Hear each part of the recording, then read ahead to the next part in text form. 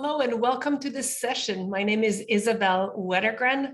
It is my pleasure to come here today virtually to offer you my workshop.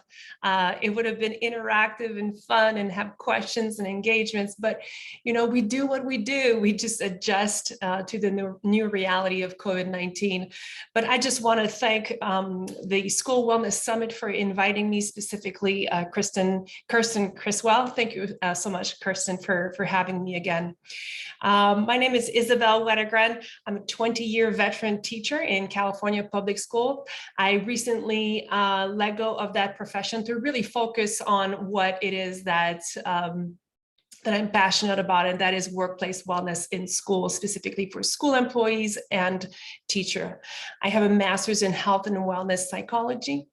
I am a certified wellness professional, and I am also a national board certified health and wellness coach. So I come to you today to speak with you about what is at the center of the business that I started, which is Teachers Wellness Coaching and Consulting. Basically, it's a labor management partnership. It's a winning approach to workplace wellness in schools. I hope that you find some value in my presentation and that you will be inspired to do more for your employees. So this is the new not normal at all. We went back in the classroom in September, late August, thinking that, okay, we got this, we know where this is going. Not at all. We have classrooms that are closing, half classroom that are closing. We have staff on medical leave. We have a shortage of substitute teacher. It changed absolutely everything. So there's nothing normal about what we're going through right now, and we are just doing our best to adjust. The workforce is stretched thinner than ever, and that is a global trend. People are leaving professions, not only in education, but throughout the world in all sorts of industries.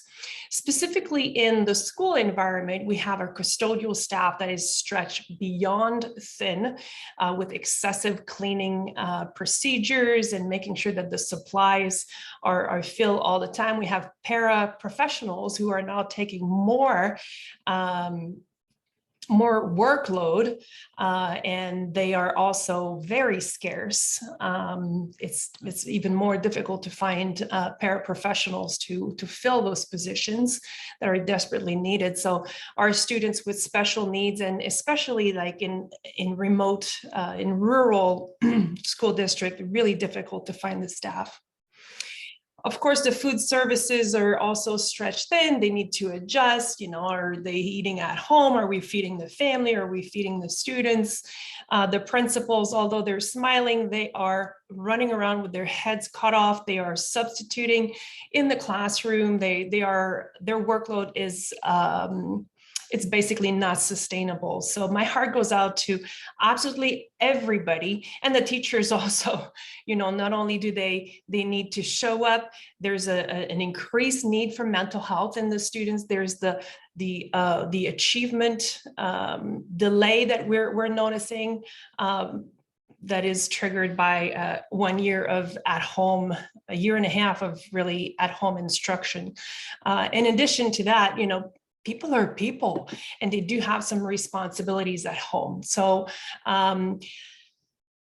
stress, it is the most deciding factor in teachers' exodus. So we're noticing there's this RAND study that was back in February of this year that shows that stress is the #1 factor why teachers leave the profession, even more deciding factor than the low pay. Sorry about that. So there is a teachers and a substitute teacher shortage. And this is a quote that I found was very, very powerful. It's not worth that extra little bump on your pension if you're not physically or mentally well. So this is the president of the Sacramento City Teachers Association. And the reason why I selected this quote is because it's the nature of this presentation. Really what we want to do is to reach out to the union and really utilize the labor and bring the management together so that we can come up with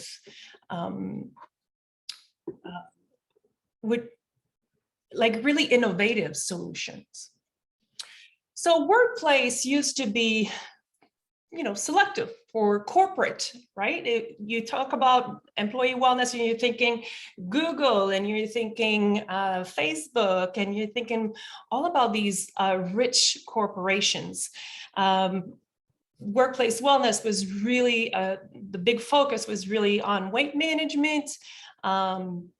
They would offer physical activity, smoking cessation, healthy eating, and biometric screening. This was like back then, but now it is so much more than that. Workplace wellness now is something that is inclusive, it's comprehensive.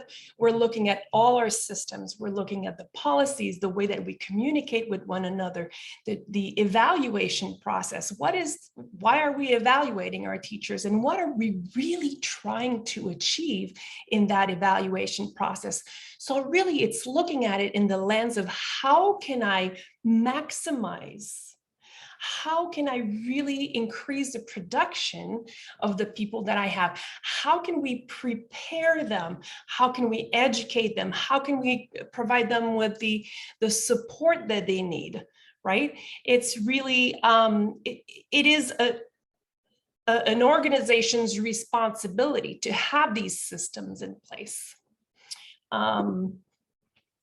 So if we go back to the CDC model, it has 10 different components for, and employee wellness is the first one of the first one, but in my mind, it is the first one because, it's the adults. The adults are delivering they're providing this environment for the child. So we got to make sure that the adults, the people that are giving the services, are well. It's often missed too, right? So we'll look at the kids, but we don't think really about the adults. So I'm just encouraging you to have an open mind today and a growth mindset, and just thinking about the importance of the teachers in the classroom, of the custodial staff, of the front office people, okay? The physical environment is really important. When you think about the physical environment, does your staff have a place where they can rejuvenate? Do they have ergonomic workstations, right? So those are the kind of thing that also fits in for the staff. The social and emotional climate is really important. Now, so much emphasis have been placed on the social emotional climate. Well, think about it also for the staff, building emotional literacy. We're putting the expectation for the teachers to teach social emotional learning, but do they even know how to self-regulate themselves?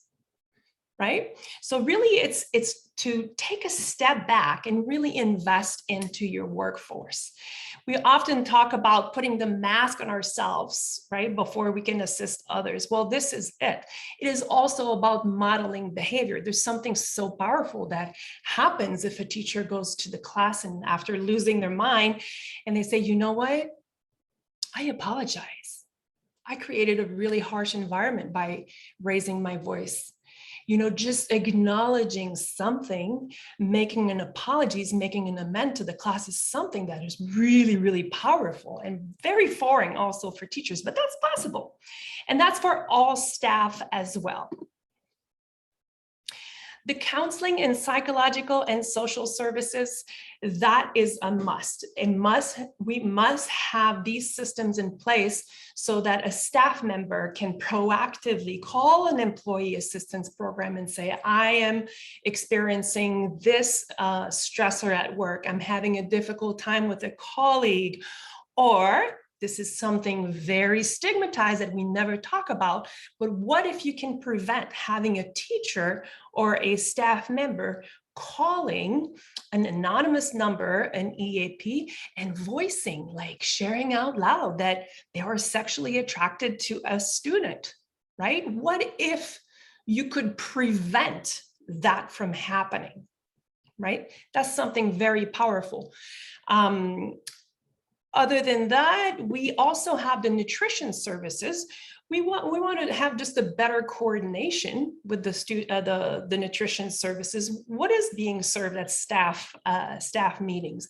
Are there vending machines available for staff? What's in them, right? So those are, again, it's part of the CDC for the students, but you're noticing that it's everywhere. Health education, very important. We're expecting the teachers to be educating the kids, the students, but do they have the knowledge in themselves first? We're talking about suicide prevention. We're talking about addiction awareness, all these kind of things that we could prevent behaviors from happening, not just for the students, but for the adults as well. Community involvement, this is huge for employee wellness. And in this particular case, we have the Lompoc Valley Community Healthcare Organization that I've partnered with earlier last year. And I delivered a really great workshop for the Lompoc school nutrition services. The Public Health Department of Santa Barbara County, I would highly encourage you to tap into those resources. I recently attended a roundtable. I was investing in mental health round discussion, a roundtable discussion. That was on September 15th with Superintendent Mr. Thurman. And there is tons of funding that is available. There's resources that are available, not only for students, but for staff as well. So the County Office of Education is definitely going to be an ally. And of course, the School Wellness Summit in this framework right here. Again, thank you, Kirsten Criswell, for having me.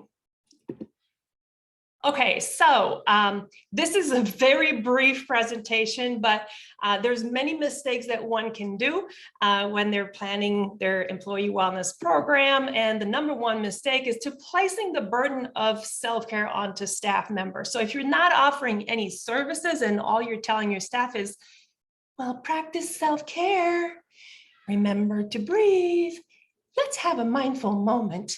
It can be extremely irritating for the staff member who is really, really drowning, right? So you got to make sure that you back that up with a resources or with a program that they can access. So don't place the burden of self-care onto staff members.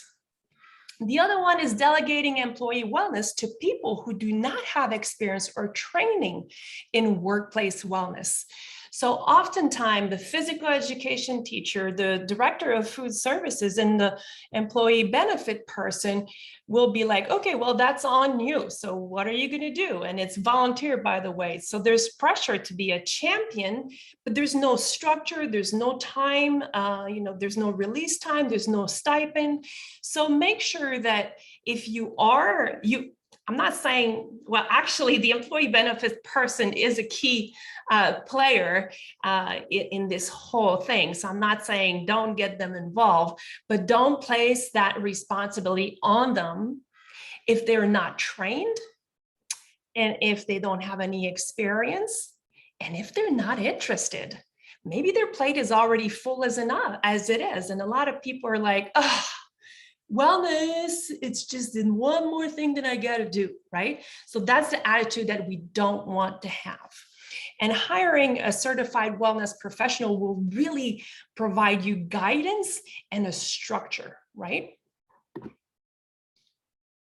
A top-down approach, try to avoid that at all costs. It's all good intention. You're trying to do things for your staff member, but if you don't get them involved, it is not likely that the engagement is gonna be there. So that's one of the best practices in workplace wellness, is that you want to make sure that your target population is involved at all level of planning, the assessment phase and the planning phase, the execution phase. They need to be there, be part of. Okay, this leads me to really what is important, why I'm here, what I'm here for today is the labor management partnership. It's a strategy for innovation and performance. It requires the inclusion and active participation of union members, as well as district and school administrators, each bringing diverse perspective, knowledge, skills, and expertise. So I found by experience that when everybody's at the table, when you have union representation from all your bargaining units, and you have representation from the school district, everybody comes together. They know their people. They know the need of their people. They can assess their people. They know how they best communicate, right? So it is really important to get them involved early in the process.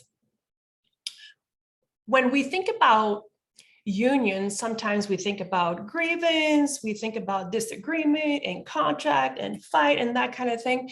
I want you to think about workplace wellness as the best vehicle, right? Best vehicle for a better relationship, because you're working towards something that is so positive, right? So just think about it that way. So here are some myths. Well, union and management will not agree on a place to start. Well, it can be very daunting. Where do we start? Well, this is where you partner with a certified wellness professional, and we can assist you in the development of a needs assessment under the form of a survey. Most of the time, you want to be able to collect data to determine where to start. Where do we start? Where is the greatest need, right? So having a structure, remember, having a structure is so important. The district has limited resources and we can't afford to offer a workplace employee program. Well, I'm going to say that you cannot afford not having one.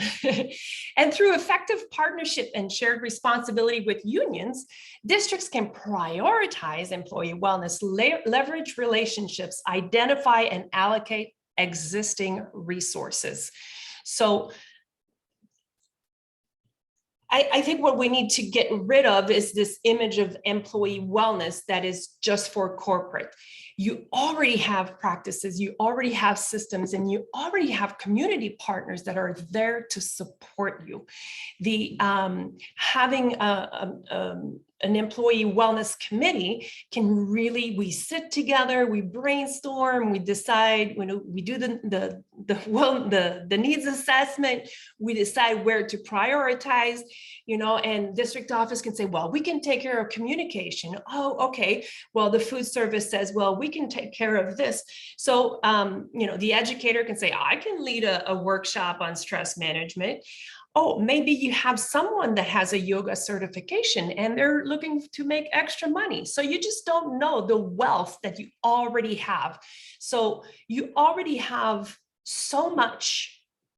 Your employees are already like your greatest asset, okay? So just think about your employees as your greatest asset. Okay, myth number 3, those who plan employee wellness initiatives, they know the best programs and activities to implement. This is true and false, right?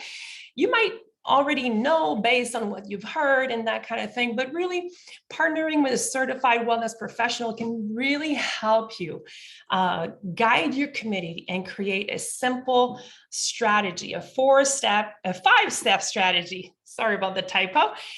We assess, we plan, we engage, we measure, and we celebrate. The celebration phase is so important. We got to make sure that we highlight what we've done, what we've accomplished, and then we continue to phase 2, where we reassess. How was that efficient? What did you get out of it? How can we make it better? So we reassess, we replan, we engage, we measure, and we celebrate. I want to say that there's also another mistake, a very commonly made mistake, is that people are expecting results like this. This is a cultural change that we're talking about. So it will take time. It will take resources. It will take like a really organizational restructuring, a mild restructuring, but you already have the systems in place. Okay, well, I hope that you found something. This was like, ooh, so fast. I wish that I could have interactions with you and answer your questions and that sort of thing. But here are my contact. Please don't hesitate to reach out. I am 100% committed to enhancing the mental health and well-being of school employees. That is my passion, and that is what I'm doing, as well as destigmatizing mental health in the workplace. We need to talk about what plagues the workplace right now, which is addiction, stress, like the despair that some teachers and some educators are facing. We have got to talk about it. We have got to create systems, policies, and practices that will support our employees in school. So thank you all for watching, and I hope you will reach out, and I hope to see you in person soon. Take care.